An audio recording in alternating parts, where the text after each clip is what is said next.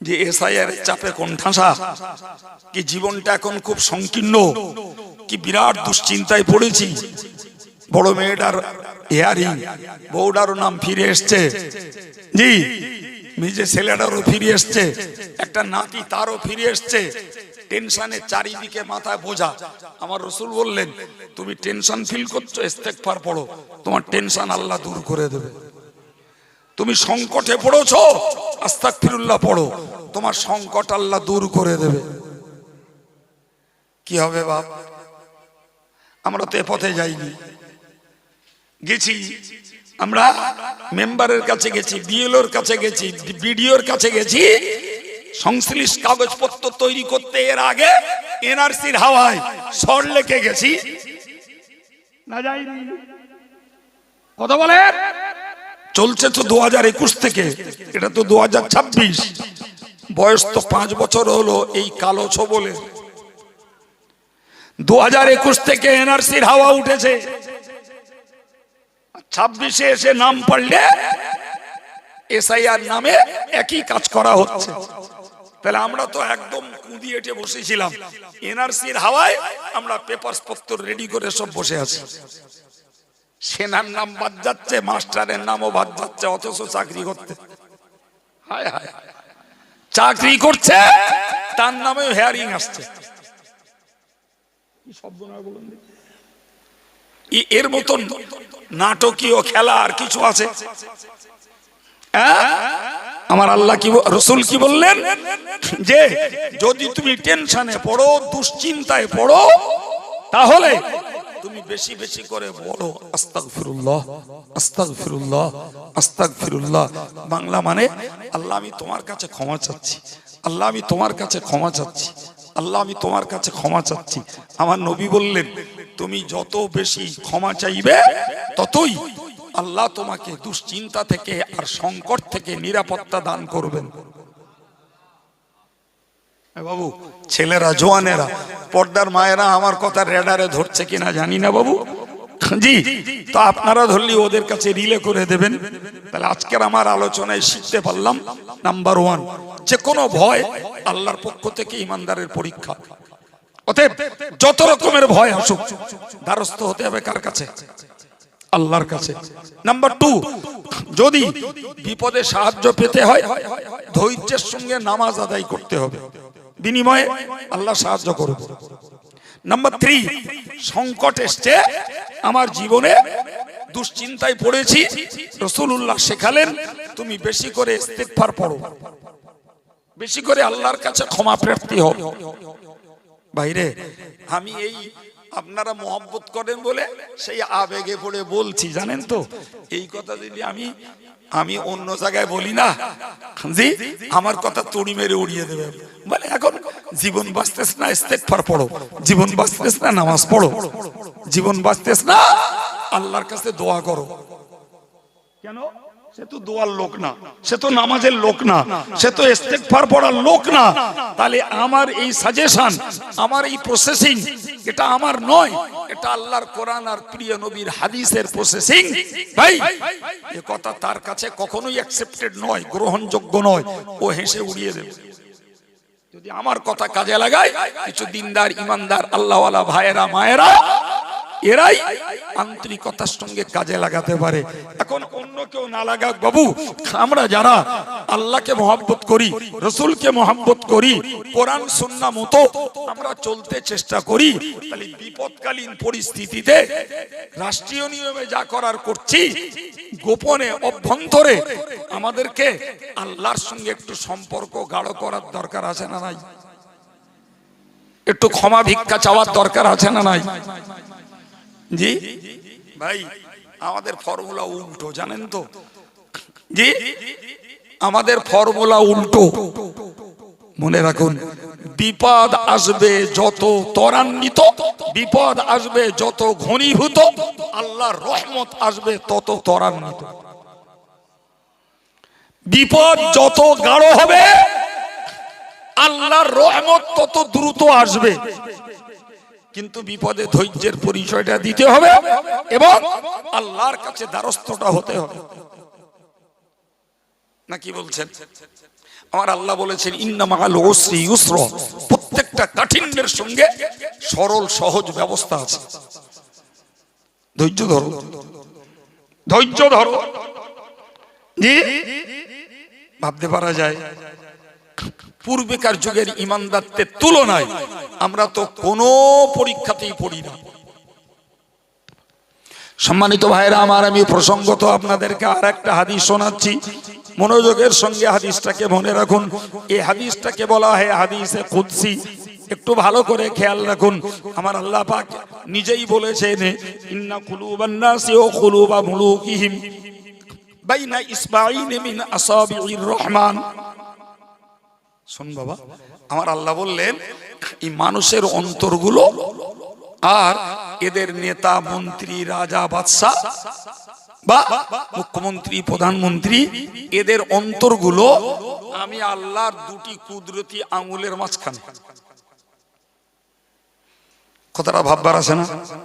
মানুষের অন্তর, আমার আপনার সবের অন্তর, আর নেতা বাদশা মন্ত্রী এদের অন্তর আল্লাহর কুদরতি আঙুলের মাঝখানে।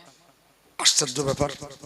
তার মানে কি, অন্তরের পরিবর্তন করার পাওয়ারফুল হলেন আল্লাহ। কে? আল্লাহ বললেন ও বান্দা তোমরা মনে রাখো ফাইদানি ইবাদি আতাউনি হাব্বালতু কুলুবাহুম বিররাফাতি ওয়ার রাহমা। ফাইদানি ইবাদি আতাউনি, আমার বান্দারা যখন আমার হুকুমকে মান্য করে, আমার বান্দারা যখন পাপ করে ক্ষমা চায়, আমার বান্দারা নেকির কাজ যখন করে, আমার বান্দারা আমার তাবেদারি করে, আমি আল্লাহ পাক তাদের নেতা মন্ত্রী সবার অন্তরগুলোকে দয়া মায়ায় পূর্ণ করে দেই। কেরম হচ্ছে কথাটা? তোমরা আমার ইবাদত করো, আমার অনুগত্য স্বীকার করো, আমার হুকুমকে পালন করো, আমার নিষেধের কাজগুলো করে ফেলেছো আর করো না, যেটা করেছো তার জন্য ক্ষমা চাও। পুরস্কার তোমাদের নেতা মন্ত্রীদের অন্তরটাকে আমি আল্লাহ কি দেবো? দয়া মায়া সহানুভূতি তাদের অন্তরে ভরে দেব, তারা তোমাদের প্রতি সৎ আচরণ করবে। তাই এই কথাই যদি একটু ব্যাখ্যা করি তাহলে প্রমাণ কি হচ্ছে বলুন দিন। আমরা যদি বিজাতির দ্বারা অত্যাচারিতের দ্বারা অত্যাচারিত হই, লাঞ্ছিত হই, নিপীড়িত হই, আমরা যদি বিপন্ন হই, তাহলে এর গভীরে ওই কথাটা লুকিয়ে আছে, আমরা আল্লাহর হুকুম পালন করি না। আমার দিকে তাকান, হাদিস থেকে তাই প্রমাণ হয় না? হয় না? আরেকবার বলবো, ব্রেনে ঢুকিনি। আল্লাহ বললেন যে আমার বান্দারা আমার হুকুম মেনে চললে তাদের নেতা মন্ত্রীদের অন্তরটাকে আমি আল্লাহ দয়া মায়া সহানুভূতি দিয়ে পূর্ণ করে দেব। কথা বোঝা গেল? এখন সেই নেতা মন্ত্রীরা যখন আল্লাহর বান্দাদের উপরে অত্যাচার, অবিচার, অনাচার, লাঞ্ছনা আর বঞ্চনা দিচ্ছে, তাহলে উল্টোটা বুঝতে হবে। তাহলে আমরা আল্লাহর হুকুমটাকে বলেন এবার মাথায় ঢুকেছে। আচ্ছা, এই যে কথাটা বাস্তবে মিলিয়ে বলুন দিন, আল্লাহর হুকুম মানার লোক সংখ্যা কত, আর না মেনে উচ্ছৃঙ্খল স্বাধীন স্বৈরচারিতার জীবন যাপন করা মুসলমান নারী পুরুষ কত? বেশি কোনটায়? উচ্ছৃঙ্খলতা, না মানায়, স্বৈরচারিতার, স্বেচ্ছাচারিতার জীবন যাপনের লোকই বাস্তব তো এটাই। তাহলে হাদিস আর বাস্তবটাকে মিলিয়ে দিলে কি প্রমাণ হচ্ছে যে আমাদের প্রতি বিজাতির কিংবা ভিন্ন সরকারের আমাদের প্রতি যে দুরাচরণ, এটি আল্লাহর পক্ষ থেকে। এরা আমার কথা মানে না, অতএব আল্লাহ বান্দাদের শাস্তি বান্দাদের দ্বারাতেই দেওয়াচ্ছে। যদি আপনি বলেন হুজুর ওই হাদিসটাকে গুরুত্বের সঙ্গে বুঝুন, কি আশ্চর্য ব্যাপার, তাহলে বোঝা যাচ্ছে আল্লাহর বান্দা বান্দিরা যখন আল্লাহর হুকুমকে মান্য করে না, তখন আল্লাহ আর এক শ্রেণীর দ্বারা এদেরকে কি করে, নির্যাতিত। এখন প্রশ্ন মনে একটা জাগবে, হুজুর তা আমরা নাই আল্লাহ বিল্লাহ করি নে, সে নাই হলো, কিন্তু ওরা তো পুরো বেঈমান। হ্যাঁ না বলে, ওরা পুরো কি, তা ওর থেকেও তো আমরা একটু ভালো, আমরা তো একটু কলেমা পড়ি, আমরা একটু ঈদের মাঠে যাই, নামাজে যাই, দুটো দান ধান করি, তাহলে ওদের থেকেও তো ভালো আমরা। বাবু ওদের দ্বারাই আল্লাহ আমাদের শায়েস্তা করবার যুক্তি কি ভাই? ওরা জাহান্নামের স্পেশাল গেস্ট, আর আমরা বলো জাহান্নামে যাওয়ার জন্য মুসলমান না। আমরা কলেমা পড়েছি, আল্লাহকে মানি, নবীকে মানি, জি নবীর নামে জিন্দাবাদ দেই, শরীয়তের কিছু কাজ করি, আমাদের ভিতরে স্বাদ আর স্বপ্ন হলো আমরা মৃত্যুর পরে জাহান্নাম থেকে বাঁচবো আর জান্নাতে যাব, ঠিক না ভুল? আর ওরা ওরা কারা, কোথায় যাবে? একদম ওরা জাহান্নামের একদম খাস কুটুম, জি। ফলে ওদের চূড়ান্ত ব্যবস্থা আল্লাহর কাছে রয়েছে, আর তোমাদেরকে ওদের দ্বারাতেই নির্যাতিত নিপীড়িত করছি। ধৈর্য ধরো, তোমার গুনাহগুলো মাফ হবে, কিয়ামতের দিনে নেকির পাল্লাটা ভারী হয়ে যাবে। আর একটু মহব্বত করে, আর একটু জোরে সরে, ঠিক না ভুল? একদম। সম্মানিত ভাইরা আমার, পরের অংশে হাদিস শরীফে এসেছে, ওয়াইদান ইবাদি আসাউনি হাব্বালতু কুলুবাহুম বিসসুখতাতি ওয়ান নুকমা। আমার বান্দা বান্দীরা যদি আমার নাফরমান হয়, আমার অবাধ্য যদি হয়, আমি ওদের নেতা মন্ত্রীদের অন্তরটাকে পরিবর্তন করে দেই। তারা তখন এদের উপরে প্রতিশোধ নেয়, তারা তখন এদের উপরে তখন কঠোর ব্যবহার করে।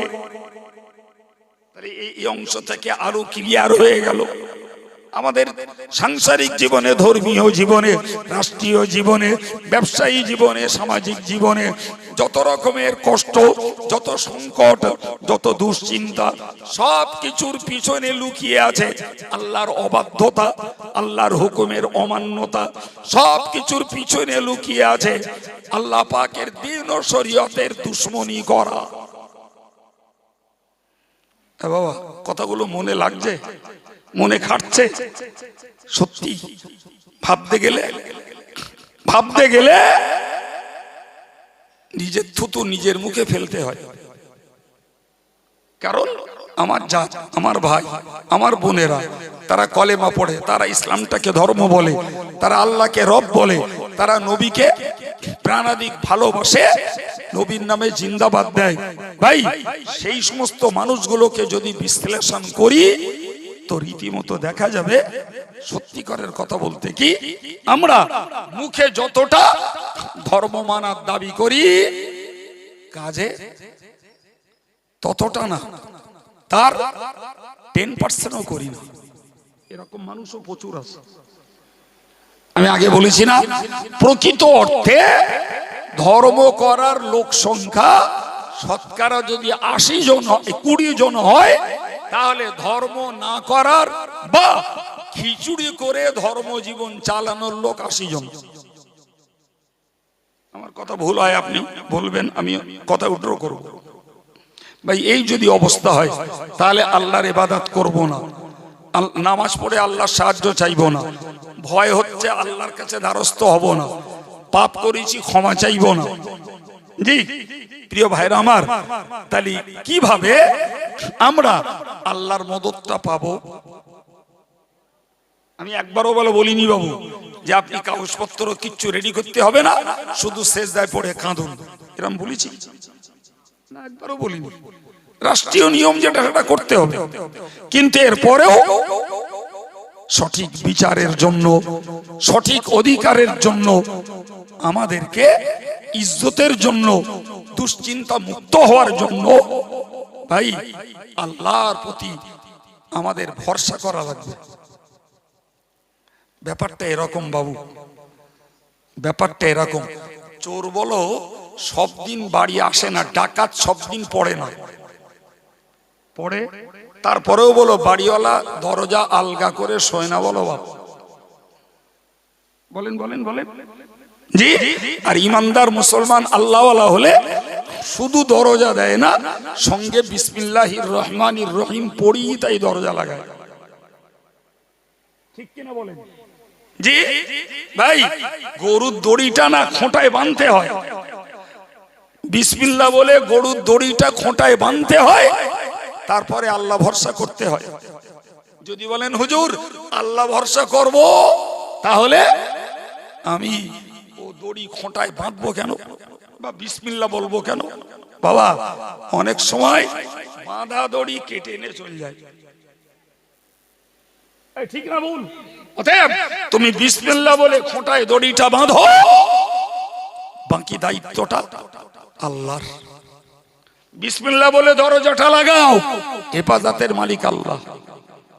পেপারস রেডি করো, এরপরে ভরসা করো আল্লাহর উপরে। পেপারসের উপরে নয়, যোগাযোগের উপরে নয়। আমার কাজ যেটা করেছি, বাকিটা ভরসা কার উপরে? আমার আল্লাহ বলেছেন, মাইয়া তাওয়াক্কালা আলাল্লাহি ফাহুয়া হাসবুহু।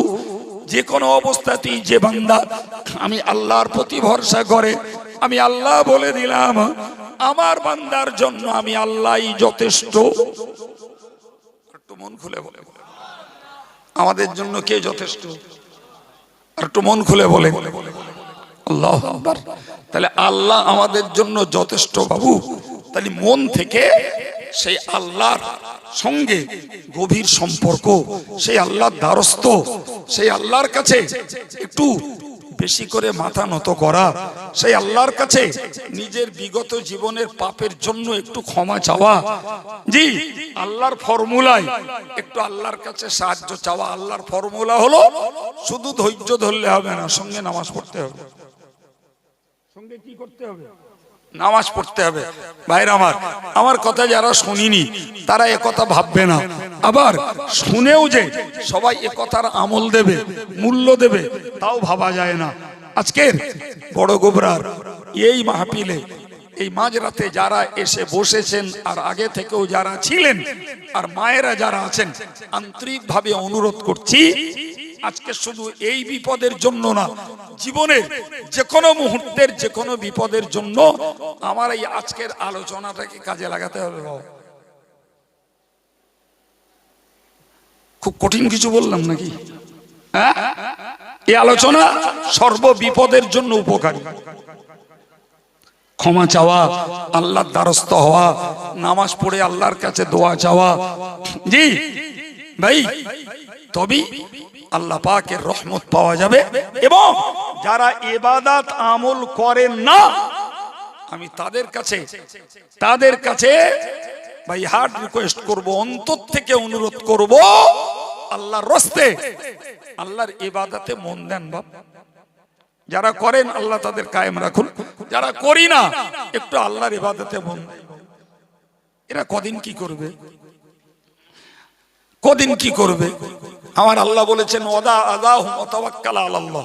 খোদ কোরআন বলছেন, নবী ওরা তোমায় কষ্ট দেয়, ওরা তোমায় গালি দিচ্ছে, ওরা তোমাকে কুৎসার ওঠাচ্ছে, ওরা তোমাকে বদনাম করছে, ওরা তোমার কাছে তোমার প্রতি দুর্ব্যবহার করছে, আমি আল্লাহ তোমাকে বলছি ওদা আযাহু, ওদের কষ্ট, ওদের উৎপীড়ন ছেড়ে দাও, ওদিকে মন দিও না, ওদিকে ভুরুক্ষেপ করো না। সুবহানাল্লাহ বলবেন না? আর একটু জোরে বলেন। এই শান্তির শিক্ষা আমার আল্লাহ আমার নবীকে দিয়েছে। কাকে দিচ্ছেন? আরে বাবা, নবী যদি কষ্ট পান, নবী যদি নির্যাতিত হন, নবী যদি নিপীড়িত হন, নবী যদি অপমান, অপদস্থ আর লাঞ্ছিত হন, তো সেই নবীর উম্মত হিসাবে আমরা ওই নবীর মক্কায় জন্ম, মদিনায় তার ওফাত, আমি ভারতে বাস করে ওই নবীরই মানব। তা সেদিন যারা নবীরে গালি দিল, তাদের ছানাপোনা সব মরে গেছে? বলেন তাদের ছালাপোনা, চেলা চামুন্ডা জি দুনিয়াতে আছে না নেই? আছে। তা নবীর যদি কষ্ট দেয়, তাহলে নবীর ভক্ত আমরা, নবীর গোলাম আমরা, নবীর অনুসারী আমরা, আমাদেরকে তো কিছু কষ্ট দেবে? একটু যে ঝেঁকে বলেন না, আমার কথা বুঝতে পারছেন না? হ্যাঁ, ভাই এই কথাগুলো শুনলে লাভ কি বলুন দিন, মনটা একটু ফ্রি হবে যে না যা হচ্ছে হচ্ছে, তারপরেও মানসিক দুশ্চিন্তাটা কমবে, মনের একটা শান্তি আসবে। ইমানদারের টেনশন হলে গোনা মাফ হয়, কাঁটা ফুটলি গোনা মাফ হয়। তাহলে ইমানদার যদি ইমানের জন্য, ইসলামের জন্য এরা অত্যাচারিত আর নিপীড়িত হয়, গোনা মাফ হবে না হবে না? বলেন বলেন, এটা ইমানদারের জন্য লাভ না লস? সুবহানাল্লাহ বলেন। আমার আল্লাহ বললেন, নবী ওরা কষ্ট দিচ্ছে, ছেড়ে দাও ওদের কথা, দিয়ে কি করব? তাওয়াক্কাল আলাল্লাহ, আমি আল্লাহর উপরে ভরসা করব। শিক্ষাটা কার? আল্লাহ দিচ্ছেন কাকে? আর কথাটা যখন কোরআনে উঠেছে, তার মানে ওই শিক্ষাটাই তাম পৃথিবীর মোমেন মুসলমানের। কথা বোঝাতে পেরেছি বাবু? জি। তাহলে ওদের কষ্ট, ওদের অত্যাচার ত্যাগ করো, ছেড়ে দাও, ভুলে যাও। আর তুমি যত বেশি অত্যাচারিত হও তত আল্লাহর কাছে যাও, তত ঘনিষ্ঠ হও। যত বেশি অত্যাচারিত হও তত ক্ষমা চাও, যত বেশি অত্যাচারিত হও তত নামাজ পড়ো, যত বেশি অত্যাচারিত হও তত আল্লাহর প্রতি ভরসা করো। আমাদের ফর্মুলা অন্য। আমরা যত অত্যাচারিত হয় তত কার কাছে দৌড়লি রেহাই পাবে, রেহাই হবে, কার কাছে দৌড়লি আমি সুবিচার পাবো, এই চিন্তায় আমরা দৌড়াই। বাপ নাকি বলছেন? দৌড়বেন তো বটেই, দুনিয়ার হেল্লার দরকার আছে বাবা, কিন্তু ইমানদার আল্লাহকে ভুলে অন্য কাউকে হেল্লা ধরতে পারে না। বলেন বলেন বলেন। ওষুধ খেতে হবে বাবা, তবে আল্লাহর বিশ্বাসটাকে মন থেকে বাদ দিয়ে মুছে ফেলে নয়। ওষুধটা হেল্লা, সারানোর মালিক আল্লাহ। জি। সুতরাং দুনিয়ার হেল্লা, দুনিয়ার মাধ্যম, মিডিয়া ধরবো, কিন্তু আল্লাহ থেকে মুখ ফিরিয়ে না বাপ। আল্লাহর দিকে দিলটাকে রুজু করে, আল্লাহর দিকে প্রত্যাবর্তন করে আমরা দুনিয়ার কাজগুলোকে সামলাবো। এই শিক্ষাটুকু আমাদের আজকের জন্য না বাবু, হয়তো আজকের একটা আবহাওয়া চলছে বলে আমি ওই পরিপ্রেক্ষিতে আপনাদেরকে কিছু কথা শোনালাম। আচ্ছা বাবু বলবেন, আমি শুরু থেকে পর্যন্ত একটা না এই যে কথাগুলো শুনিয়েছি, এগুলোকে উপকারের না ক্ষতির? আপনাদের বস্তাকে কি লস হয়েছে মনে হচ্ছে? হ্যাঁ জি। তবে আমি এই কথাটা লাস্টে বলছি, এটা আজকের জন্য বলছি না বাবু। যে আলোচনা আল্লাহ করিয়েছেন প্রত্যেকটা ইমানদার মুসলমান নারী পুরুষের তাম জীবন এগুলো মনে রেখে জায়গা মতো ব্যবহার করা দরকার, লাভ পাওয়া যাবে। আমি বলছি মানে আপনাকে বলছি না, আমিও ও কাজের সঙ্গে বিজড়িত। কার কাছে যাব? কার কাছে যাব? যা বলার আল্লাহরে বলবো। তিনি যদি ভালো মনে করেন তিনি সাহায্য করবেন, যদি মনে করেন না আমাকে বিপদে ফেলে রাখবেন, রাখবেন, কিছু করার নেই। জি মনে রাখুন, হাদিস শরীফ এসেছে, রাসূলুল্লাহ বলেছেন, লাউ আন্নাল উম্মাতা ইজতামাউ আলা আন ইয়ানফাউকা লাম ইয়ানফাউকা বিশাইইন ইল্লা মা কাতাবাল্লাহু লাক। নবী পাকের সহিহ হাদিস, যে তাম উম্মত যদি চেষ্টা করে তোমার কেউ উপকার করার, আল্লাহর কলমে যদি উপকার না লেখা থাকে তুমি উপকৃত হতে পারবে না বাবা। ঠিক তার পরের অংশে বলেছেন, জি ওয়ালাউ ইসতামাত আলা আন ইয়াদুররুকা বিশাই, যদি ওয়ালাউ ইসতামাউ আলা আন ইয়াদুররুকা বিশাই, तमाम পৃথিবীর শক্তি যদি তোমার এগেইনস্টে কাজ করে তোমাকে ক্ষতি করার জন্য, লাম ইয়াদুররুকা বিশাইইন ইল্লা মা কাতাবাল্লাহু লাক, আল্লাহর কলমে যদি লেখা না থাকে তাহলে তোমায় কেউ ক্ষতি সাধন করতে। কত বড় জ্ঞানের কথা, কত বড় ঈমানের মজবুতির কথা। ঈমানদারকে দৃঢ় বিশ্বাস করতে হবে আমার উপকার হলে আল্লাহর কাছে পাশ হয়, তবে মানুষের দ্বারা আল্লাহ উপকার করায়। আর আমার যদি ক্ষতি হয় আল্লাহর কাছে পাশ হয়, তবে প্রাকৃতিক বিপর্যয়ে অথবা মানুষের দ্বারা আল্লাহ আমার ক্ষতি করেন। তাহলে উপকার পেলে আলহামদুলিল্লাহ বলতে হবে, ক্ষতি হলে ইন্না লিল্লাহ পড়ে আল্লাহর কাছ থেকে ক্ষতি থেকে বাঁচার জন্য সাহায্য চাইতে হবে। আর বলবো না বাবু, আগে কি অজনসিয়ত শুনেছেন জানি না, আমি শেষ বেলায় আপনাদের কাছে যে কথাটুকু আল্লাহ বলিয়েছেন কবুল করুন। আশা করি এই বর্তমান প্রেক্ষাপটে আমাদের সবার জন্য এই আলোচনা মানসিক শান্তি, স্বস্তি এবং ইমানের মজবুতি আর আল্লাহমুখ হওয়ার প্রতি আরো বেশি আমাদের মনের আকর্ষণ তৈরি হবে। বলুন ইনশাল্লাহ, জোরে বলুন ইনশাল্লাহ। দুরূদ শরীফ। আল্লাহ